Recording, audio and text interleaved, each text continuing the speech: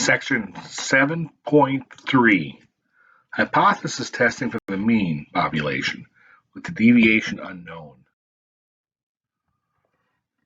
What we're looking at here is very similar to when we know the deviation. However, if we do not know the deviation, but we still have a significance level of alpha, we want to use the t-table. We used this in the last chapter. We'll be using it again. Again, left-tailed, use a one-tailed column as a negative sign. Right-tailed, use a one-tailed column on the positive side. We're going to go through the t-table again in a moment. Two-tailed, the alpha, column has a negative and a positive sign, as I've shown here below. Let's go through some simple examples here. Find the critical value for a left-tailed test with alpha equals 0.05 and n equals 21. Okay, my alpha is 0.05. So it is one-tailed.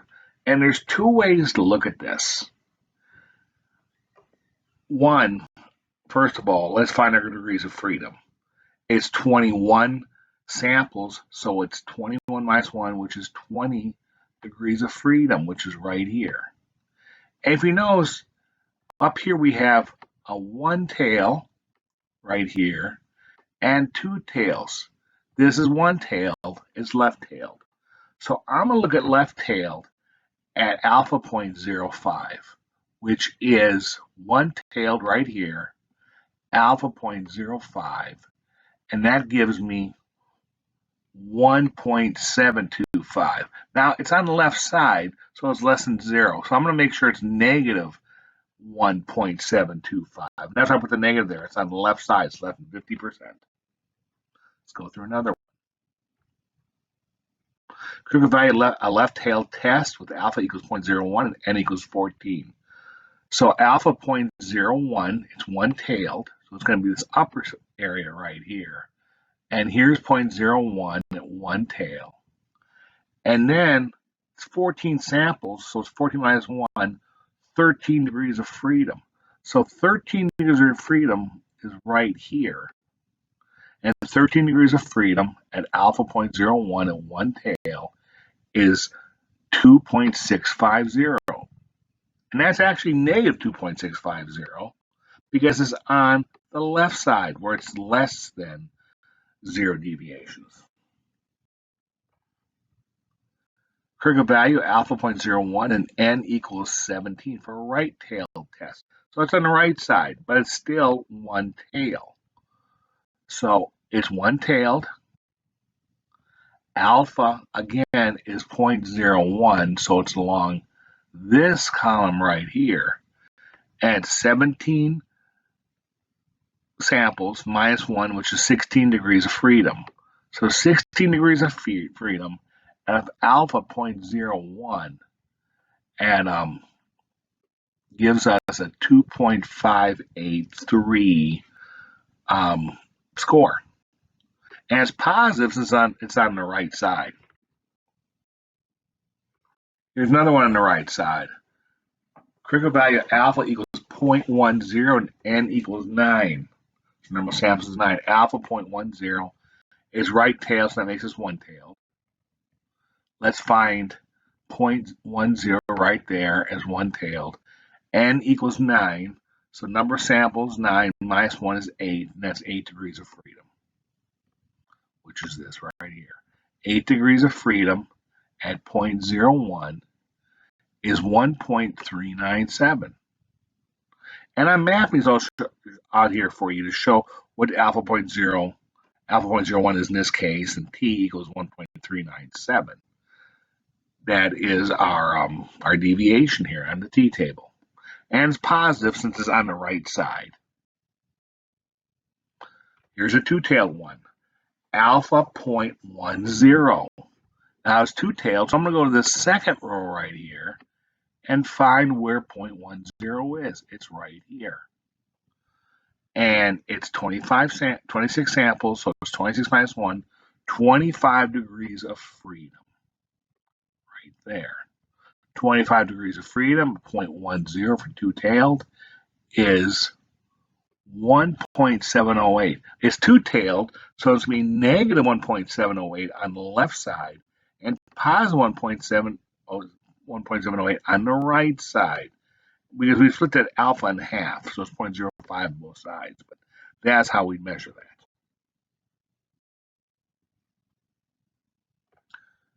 Now let's look at this one here. Critical value of negative t and t, which means two-tailed, and alpha 0.05. Number of samples is 16. Alpha 0.05, it's two-tailed. So go down here. Here's two-tailed right here. 0.05. And then we got to find for 16 samples, 60 minus 1 is 15 degrees of freedom.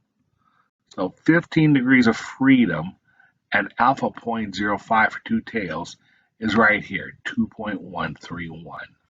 So it's going to be negative 2.131 on the left and plus 2.131 on the right. And again, this is the fail to reject region. This is the reject region on the left, anything less than negative 2.131 and greater than positive 2.131. Here's the other reject region on the right. Now, when we use a t-test, when we have the mean mu, we know the population mean, but we don't know the population deviation, we use the t-table. However, it's pretty much the same as when we know the population deviation. We got to find the t-level. We got to find our null hypothesis and our alternate hypothesis. And remember, the null has the equivalency statement. The alternate has the non-equivalency statement. They will give us the level of significance for alpha. And we can't forget our degrees of freedom. We have 25 samples. 25 minus 1 is 24 degrees of freedom. 12 samples, 12 minus 1, 11 degrees of freedom. We use the t-table I was using before, and we determine what our rejection regions are. Then we find our standardized test statistic, very similar to before, except we have the sample, this fraction here, the sample mean minus population mean, that mu, over the sample deviation divided by number of samples, square root of that. Let's go through some examples here. Let's see. We got a used car dealer says that the mean price of used cars for the last month is at least $21,000. And before any farther, I know that's going to be the null hypothesis because that's the equivalency statement. At least. So that means it is equal to or greater than $21,000. And he's saying it, so that's the claim. You suspect this is incorrect. Find around 714 used cars in the last 12 months have a mean price of $19,189 and a standard deviation of 2,950. So now evidence to reject the dealer's claim of alpha 0.05. Assume it's normally distributed. So we made the claim. He made the claim. It's at least, so it's 21,000 or greater, which means the alternate has to be less than 21,000. Alpha 0.05, they gave that to us. And the arrow on the alternate is pointing to the left, so it's left-tailed, meaning it's one-tailed. You sampled 14 used cars, so 14 degrees of freedom minus 1 is 13. There's my 13 right there. My alpha is 0.05 for one tail. So one tail of 0.05, here's my one tail right here. 0.05 is right there. And let's see what that would be. That would be right here, 1.771, and it's actually negative 1.771 because it's left-tailed. So my make or break area is negative 1.771. Anything less than that, I reject. Anything greater than that, I'll put an R here. Anything greater than that or equal to that, I would fail to reject, or as I say, accept. Let's do the calculations here. My sample mean I did of 19,189 minus 21,000, which is what they're claiming, which is negative 1811, divided by the sample deviation of 2,950 divided by square root of 14, number of samples, which in that the denominator is 78.42. Negative 1108.11 divided by 778.42 is negative 2.297. And that is way below my make or break of the critical point at alpha 0.05. So I would reject the null hypothesis. Also reject the claim. Let's do another one here. We have an industry analyst says that the mean claim of a used car sold in the last 12 months, is less than 4.1 years. So I know that's less than, so that's going to be the alternate hypothesis. Like I said, I like writing it first. And that is the claim they're making as less than, which means the null has to be the equivalency statement, which is greater than or equal to.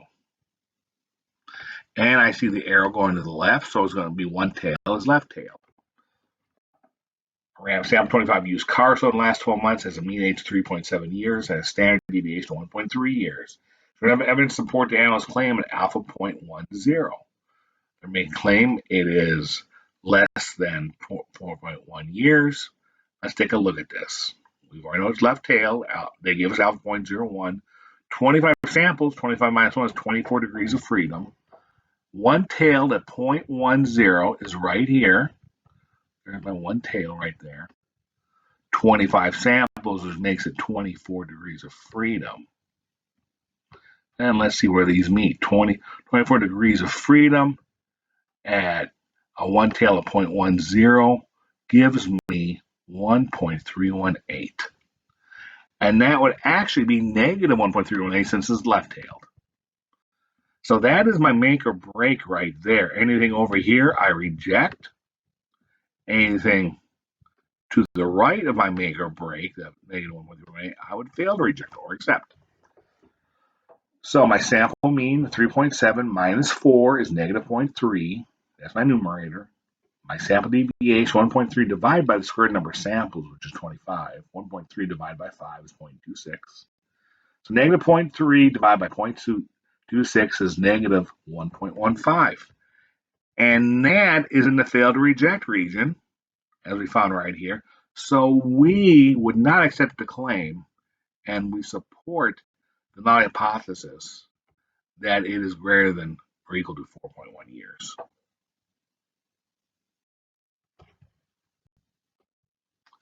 Thus, your company claims the mean pH of water in nearby river 6.8 grams. Select 38 water samples and measure the pH of each. By the way, it says is 6.8, so that means it's an equal or not equal to.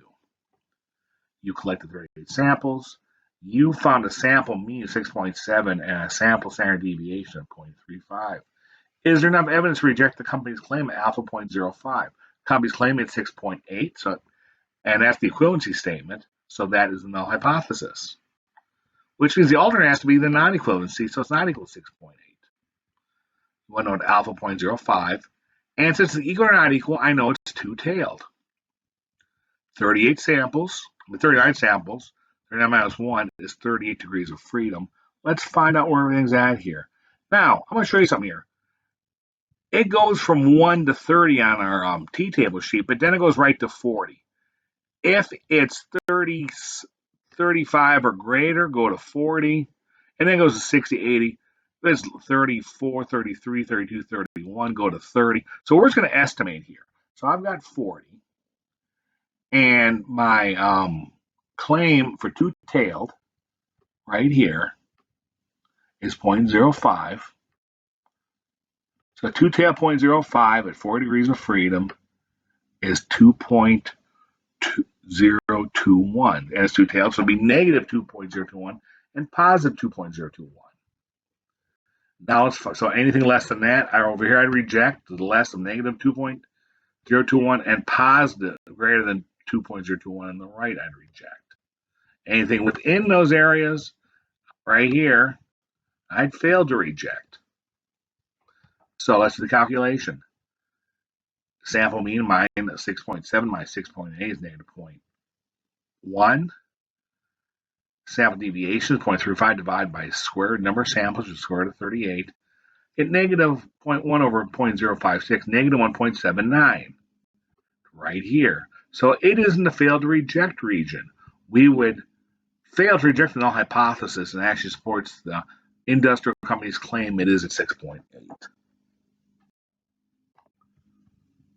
Now let's see, the same company above claims that the mean conductivity of the river, and that's electrical conductivity, the more pollutants in it that can conduct electricity, that means the higher the pollution rate. And that they do the mean conductivity of 1,850 milligrams per liter. That conductivity of a water sample is the total dissolved solids in the sample. You ram like 39 water samples and measure the conductivity of each. You get a sample mean of 2,350, which seems higher than 1,850, and 900 milligrams per liter for your sample deviation. So enough evidence to reject the company's claim at alpha 0.01. Again, the company's claim is 1,850 is exact amount, so it's equal, which means the alternate is not equal, 150. That means it's two-tailed, alpha 0.01. So let's see, let's find alpha 0.01 at two-tailed. That is right here. And still 38 samples. I'm going to go up to 40 with that because between 30 and 40 is closest. 40 samples at two-tailed of 0.201 is 2.704. And it's two-tailed, so it'll be negative 2.704 and positive 2.704, which I got right here. Anything less than negative 2.704, I'd reject. Anything positive than greater than positive 2.704, I'd also reject. When I did my calculations, my sample mean, my population mean, 2350 minus 1850 is 400. And then in the denominator, I've got 900 for the standard deviation divided by square root of 38, which is ends up being 144. 400 divided by 144 is 2.78. That is greater than 2.704. And I would reject the null hypothesis and reject the claim. It supports that it is not 1,850. Department of Motor Vehicles Office claims that the mean wait time is less than 14 minutes. A RAM sample of 10 people has the mean wait time of 13 minutes, standard deviation of 3.5 minutes. Alpha 0.01, that's the office's claim. Now, the office is claiming it is less than 14 minutes. So, of course, you don't want to wait long in a car. I mean, the automobile, motor vehicle place. So it's less than 14 minutes. That's what they're claiming. And that since it's less than, it is on the alternate hypothesis. And the arrow's pointing left, so it's one-tailed, and it's left-tailed. Which means the null has to be greater than or equal to, as the null hypothesis, alpha 0.01. There are 10 people sampled. That means 10 minus 1 is 9 degrees of freedom. And I said it is one-tailed at 0.10, which is right here. One-tailed, 0.10, and 9 degrees of freedom is 1.383. It's on the left side, so it's negative 1.383. Now, when we do our calculation, sample mean minus population mean 13 minus 14 is minus 1. Sample deviation 3.5 divided by square root of 10, which is 1.11. 1 divided by 1.11 is negative 0.9. 0.9 is in the fail to reject region. It's to the right of my make or break. So guess what? I failed to reject the null hypothesis, and it does not support your claim. It's less than 14 minutes. Now here's another one. The DMV claim mean time is at most 18 minutes.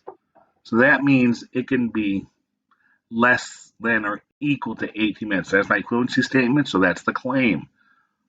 Which means the alternate has to be greater than 18 minutes. And that is one tail that's pointing to the right. Using the alternate hypothesis, the arrow's pointing to the right.